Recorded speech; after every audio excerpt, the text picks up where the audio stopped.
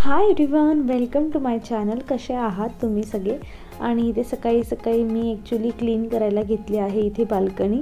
आणि बरीच बाल्कनी जी आहे ती माझी क्लीन करून झालेली होती, पण हा जो एक पोर्शन होता ना, तर तो मला क्लीन करून घ्यायचा होता. म्हणजे तिथे मला जागा मोकळी करून घ्यायची होती, कारण असं वाटत होतं की तिथे खूप जास्त कचरा झालेला आहे. सो मी तिथे झाडून वगैरे सगळा जो कचरा आहे, म्हणजे मोस्ट ऑफ कचरा कबुतरांनीच करून ठेवलेला आहे. जेव्हा आम्ही इथे राहत नव्हतो तर मी जी माती वगैरे होती ती एकमेकांवर ठेवून दिलेली आहे. कुंड्या सगळ्या मी एकमेकांमध्ये ठेवून दिलेल्या आहेत आणि ही पूर्ण जागा आहे ना, ही मोकळी करून घेतलेली आहे. ॲक्च्युली हे सगळं जर मी नळीने वॉश करून घेतलं असतं ना, तर पूर्ण गॅलरी खूप छान क्लीन झाली असती. अजून तुम्ही पूर्ण गॅलरी बघितलीच असेल की खूप मोठी आहे आमची गॅलरी. तर काय आहे ना की इथे मी फक्त झाडू मारून काढून घेते, कारण पाण्याने वॉश करणं म्हणजे आमच्या खालच्या फ्लोअरवरही पाणी पडणार आणि मग उगाच त्यांनाही प्रॉब्लेम होईल. सो म्हणून मी फक्त इथे अशा पद्धतीने धूळ गोळा करून घेत आहे. आणि आता ॲक्च्युली तुम्हालाही माहिती आहे की जवळजवळ थोडी थोडी थंडी पडायला लागलेली आहे. तर त्याच्यासाठी स्वेटर मी इथे काढून घेत आहे. आणि जेव्हा मी चॅनल सुरू केलं होतं ना, तेव्हा ॲक्च्युली असे दिवस होते की तेव्हा थंडी जात होती. तर तेव्हा मी सगळे स्वेटर वॉश करून ठेवलेले होते. तुमच्यासोबत मी हे सगळं शेअर केलेलं होतं. तर आता वॉश करण्याची गरज नाही आहे. आणि जर आता दिवाळीनंतर जर गावी जायचं ठरलं तर मग स्वेटर पाहिजेत, म्हणून मी हे घाई गडबडीत आता काढून यांना छान उन्हात असं हँग करून देईल, जेणेकरून यात जो पण काही स्मेल आहे तो सगळा स्मेल यातून निघून जाईल आणि एक फ्रेश त्यांना येऊन जाईल. कारण की स्वेटर परत परत त्यांना वॉश करणं म्हणजे त्यांची जी टेक्स्चर असतं ते खराब व्हायला लागतं. सो पाहिजे तेवढं मी अवॉइड करते, कारण वॉश करून त्यांचं जो पण कापड आहे ना, त्याला बारीक बारीक जे आहे ते असे हे यायला लागतात आणि मग ते अजिबात चांगलं दिसत नाही. सो म्हणून मी इथे फक्त हँग करून देत आहे. काही इकडे करेल, काही पुढच्या बाल्कनीत करेल आणि ते रेडी टू यूज होऊन जातील.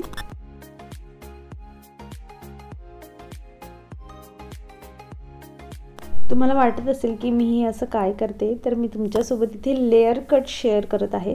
आणि खूप इझी अशा पद्धतीने तुम्ही लेअर कट घरीच करू शकतात. आणि मला ही लेअर कट करायला खूप उशीर झालेला आहे. मी आधीच करायला हवं होतं आणि अगदी दिवाळीच्या दिवशी मी हे करत आहे, म्हणजे दिवाळीच्या आदल्या दिवशी. आणि ॲक्च्युली झालं असं की घरी होते पाहुणे, त्यामुळे मला ह्या गोष्टींना वेळ मिळत नव्हता आणि म्हणून ते राहून गेलेलं. पण करणं गरजेचं होतं, कारण बरेच केस माझे खालचे वाटत होते मला की खराब झाले, कारण की कामाच्या गडबडीत एवढं केसांकडे आणि स्वतःकडे लक्ष द्यायला वेळ नव्हतं. तर मी अशी पोनी घालून घेतली. तुम्ही इथे साईडला बघू शकतात, मी छोटा एक स्क्रीन तुम्हाला दाखवते की फ्रंटला अशी पोनी घालून घ्यायची, पूर्ण केस समोर पुढे घेऊन.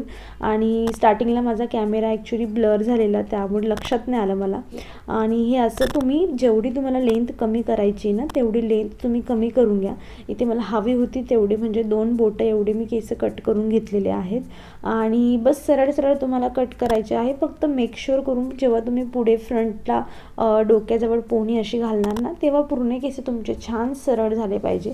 आणि तुमचे केस माझ्यापेक्षा अजून लांब असतील ना, तर तुम्ही अजून थोडं पुढे जाऊन अजून एक रबर लावा, म्हणजे ते तिथे स्टिक राहतील, तिथून हलणार नाहीत आणि तुम्हाला एक सरळ एक जे आहे ते कापायला मिळेल. आणि खोलल्यानंतर फक्त फर्स्ट लेअर जर तुम्हाला द्यायची असेल तर हे असे तुमचे केस दिसतील. पण मला थोडं डीपमध्ये जायचं आहे, म्हणून मी सेकंड आणि थर्ड पण करणार आहे. त्यासाठी मी काय करेल, कानाकडून असं सरळ जाऊन तुम्हाला दिसेल पुढे हळूहळू, तर असं घेतलेले आहेत मी. आणि यांना परत मी कोंब करणार, मागचे केस मागेच राहू देईल आणि यांची परत तशीच पोनी घालायची आहे आपल्याला. पण तेवढंच की केस सगळे व्यवस्थित सरळ करा, म्हणजे मध्ये थोडे केसांचा असा गुंथा नको राहिला, नाहीतर मग ते केस मोठे राहून जातात आणि बाकी केस जे आहेत ते कट होतात आपले. आणि इतके सोप्या पद्धतीने तुम्ही घरच्या घरी लेअर कट करू शकतात. का म्हणून बाहेर जाऊन 200 रुपये खर्च करायचे सांगा मला, त्यातल्या त्यात वेळ काढून जावं लागतं. तर इथे पण मी सेम प्रोसेस घेऊन जे आहे ते मी कट करून घेतलेले आहेत केस. आणि आता मी थर्ड परत एक पोर्शन करणार आहे फ्रंटला घेऊन. आणि तुम्ही एवढ्यात स्टॉप करायचं असेल तरी देखील तुम्ही स्टॉप करू शकतात. लुक तुमचा असा येणार आहे. पण मी थर्डसोबत जाणार आहे आणि सेम मी थोडेसे जे पुढचे आपले फोरहेडचे जे वरचे केस असतात ना ते घेतलेले आहेत राऊंडमध्ये.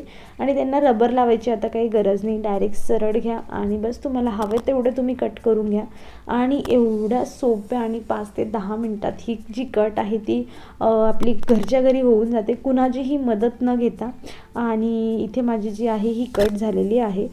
आणि अशा पद्धतीने तुम्ही जे आहेत लेअर कट तुमची करू शकतात. आणि तुम्हाला अजून पुढचे थोडे फ्लिक्स पाहिजे असतील ना, म्हणजे तुम्ही जेवढे जास्त पोर्शन कराल 3-4 पोर्शन तेवढ्या तुमची जी लेअर येईल ना ती डीपमध्ये येईल तुमची.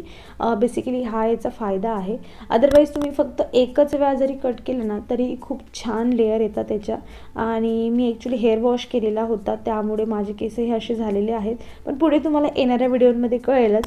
पण अदरवाईज मी अशीच प्रत्येक वेळा हीच कट करते. मोस्ट ऑफ मी कधीही बाहेर जात नाही. आता पियाला नेलं होतं ना तर मी तेव्हाही अवॉइड केलं, म्हटलं मी घरीच करेल. आणि हा बघू शकता तुम्ही फायनल लुक इथे.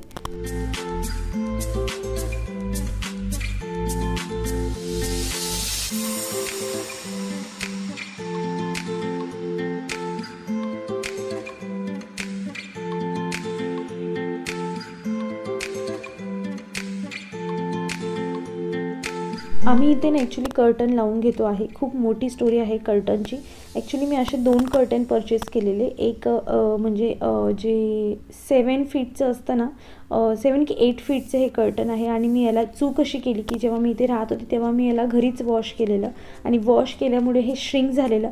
पण नशीब माझं की मी पेअरमध्ये होतं आणि मी एकच वॉश केलं होतं, जे तुम्ही आता खाली बघू शकतात की त्याची हाईट पूर्ण जमीनपर्यंत म्हणजे फ्लोअरपर्यंत यायचं ते. पण ते वॉश केल्यामुळे श्रिंक झालेलं. एक सेकंड आहे मी त्याला वॉश नाही केलेलं आहे. त्याला मी आता ड्राय क्लीन करून आणणार आहे आणि मग मी ते इथे लावेल. आणि याचा मला फोल्ड करून जे आहे ना ते मला ह्या ज्या विंडोला आहे ना हे लावायचं आहे. पण दोघांमध्ये आता खूप फरक झालेला आहे घरी वॉश केल्यामुळे. पण आता त्याला ऑप्शन नाही आहे. असो. आणि जी गोष्ट मी तुमच्यासोबत मागच्या माझ्या व्लॉगमध्ये शेअर केलेली होती की दिवाळीच्या आधी माझं पार्सल आलं म्हणजे खूप चांगलं होईल. आणि फायनली मिशोने मला पाठवलेलं आहे. आणि मी मागवलेलं आहे सोफ्यासाठी काही कवर, जे तुम्ही कवर म्हणून यूज करू शकतात, तुम्ही थ्रो म्हणून यूज करू शकतात. आणि ॲक्च्युली झालेलं काय ना की डिलिव्हरी बॉय घरी द्यायला आलेलाच नाही आणि त्यांनी असा मेसेज दिला की तुम्ही घरी नव्हते. सो मला खूप जास्त हर्ट झालेलं की मी दिवाळीसाठीच हे मागवलेलं होतं की दिवाळीची एक थीम बनवूया मस्त घरात.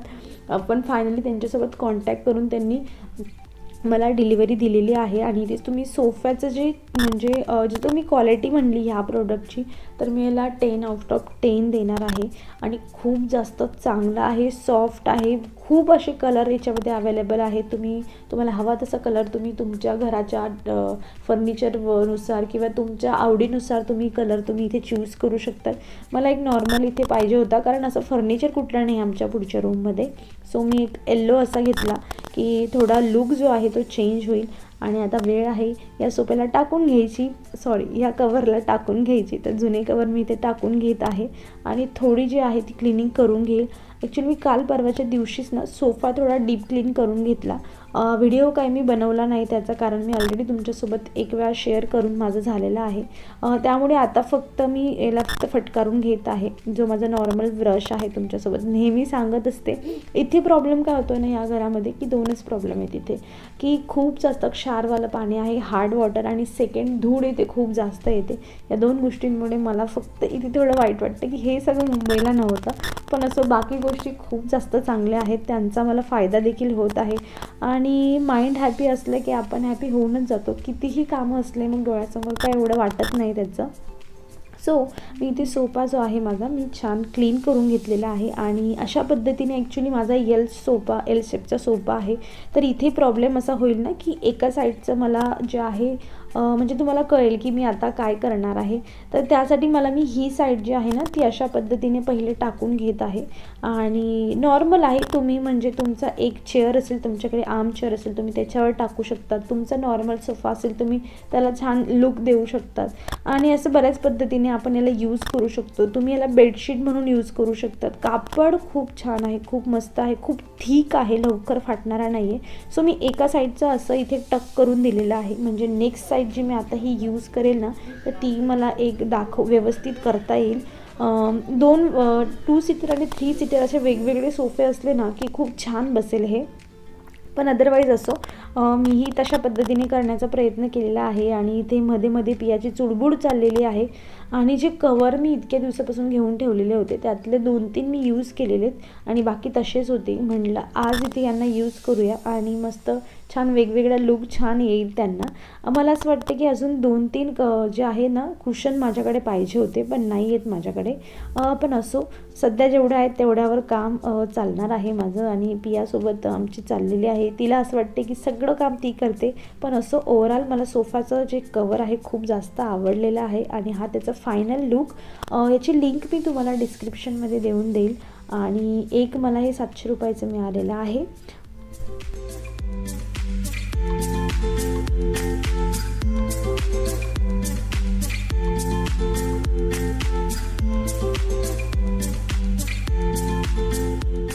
आणि आता दुपारी मी ॲक्च्युली बालुशाही बनवण्याचं ठरवलेलं आहे. दिवाळीचा काही फराळ मी बनवलेला नाही आहे. सो बालुशाही आपण आता बनवूयात. तिथे मी 3 वाटी जो आहे ना मैदा इथे घेतलेला आहे.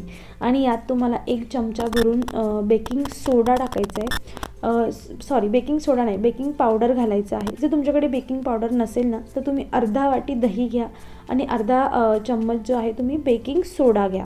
याने पण काम होतं. आणि चिमूटभर मीठ. पण मी इथे फक्त 1 चम्मच जे आहे बेकिंग पावडर घेतलेलं आहे. आणि 3 वाट्या मैद्यांसाठी मी इथे पाऊण वाटी जे आहे ना ते जे तूप घेतलेलं आहे. गरम करण्याची काही इथे गरज नाही आहे. सरळ तुम्हाला डायरेक्ट तूप घातलं तरी देखील तुम्ही चालतं इथे. आणि मी याला छान आता मिक्स करून घेणार आहे. जे पण तूपचा गोळा असतो ना तो कुठेही उरता कामा नये. पूर्ण तो मैद्यामध्ये असा पूर्ण फिरून आला पाहिजे. एकही मैद्याचा कण जो आहे तो बिना तुपाचा राहायला नको. आणि छान असं मिक्स करून झाल्यावर याला आपल्याला पाण्याने मळून घ्यायचं आहे. पण मळताना एक गोष्टीचं लक्ष ठेवायचं आहे की आपण जसं चपातीचं पीठ आपण घट्ट बनवतो, एकजीव करतो, आपल्याला एकजीव करायचं नाही आहे याला इथे. याचा फक्त आपल्याला जस्ट गोळा बनवून घ्यायचा आहे की फक्त जवळजवळ त्यांना एकत्र करून घ्यायचं आहे आपल्याला. त्यांचा पूर्ण असा गोळा घट्ट नाही बनवायचा आहे. सो इथे अशा पद्धतीने मी जे आहे हे करणार आहे. तर माझं छान जे आहे तूप लावून झालेलं आहे. आणि आता मी हळूहळू पाणी घालून जे आहे याची पुढची प्रोसेस करणार आहे. जेव्हा तुमच्यापर्यंत हा व्हिडिओ येईल ना मोस्ट ऑफ लोकांचा दिवाळीचा फराळ झालेला असेल. पण जस्ट तुम्हाला वाटलं तर तुम्ही पुढच्या वर्षी बनवू शकतात. नाहीतरी आहे टाईम, कारण लक्ष्मीपूजनाच्या आधी हा व्हिडिओ येणार आहे त्यामुळे तुम्ही बनवायचा विचार करू शकतात. आणि 1 तासाच्या आत जे आहे हे बनून जात असते. एवढं काही विशेष नाही आहे. सो जसं तुम्ही बघताय की मी याला बाइंड नाही करत आहे. फक्त आपल्याला एक गोळा बनवायचा आहे जो असा एकत्र झालेला नसावा. म्हणजे मला सांगता येत नाही पण तुम्हाला आता माझा गोळा बघून आय होप तुम्हाला समजलेलं असावं. तर मी याला आता असं माझं बनवून झालेलं आहे. आणि झाकून मी याला थोडा वेळ जे आहे साईडला ठेवून देते. तोवर आपण आहे याची जी चासणी असते आपण ती बनवून घेऊयात. तर यासाठी 3 कप मैद्यासाठी मी इथे 2 कप जे आहे साखर घेतलेली आहे. आणि तुमच्या आवडीनुसार तुम्हाला वरून जास्त पाहिजे असेल तर तुम्ही अजून घेऊ शकतात. काही मेजरमेंटचं काही थोडं वर खालीवर झालं काही फरक पडत नाही. 3 वाट्यांसाठी 2 वाटी साखर परफेक्ट आहे. डोळे बंद करून तुम्ही घेऊ शकतात. आणि इथे मी 2 जे वेलचे होते ना तर ते मी असे फक्त फोडून टाकून दिलेले आहे. थोडे मी इथे जे आहे केशरचे जे तार असतात ते टाकून घेत आहे. आणि इथे मी याच्यासाठी यूज करणार आहे अर्धा वाटी पाणी. याच्यापेक्षा जास्त झालं तरी चालतं आहे, काही फरक पडत नाही. आणि याला आपण गॅसवर ठेवून मेल्ट करून घेणार आहोत. आता मी याला ठेवणार आहे गॅसवर मेल्ट करायला. आणि ढवळत राहायचं आहे कारण की पाणीचं कमी टाकलं ना तर जो पाक आहे ना तो लवकर बनतो. आणि त्यामुळे मी त्याला गॅसवर ठेवलेलं आहे. आणि इथे आता काय करणार आहे की याचे गोळे बनवायचे आपल्याला. जे बालुशाहीचा शेप असतो तुम्ही छोटे मोठे तुमच्या आवडीने बनवू शकतात. फक्त लक्षात एवढं ठेवायचं आहे की याचा जेव्हा आपण गोळा हातावर फिरवतो ना तेव्हा घट्ट दाबायचा नाही, हळूहळू दाबायचा आहे. शेप त्याने नाही पण घेतला, ओबडधोबड असला असू द्या, तेवढाच जो पाक आहे तुमच्या बालुशाहीच्या आतमध्ये जाणार आहे.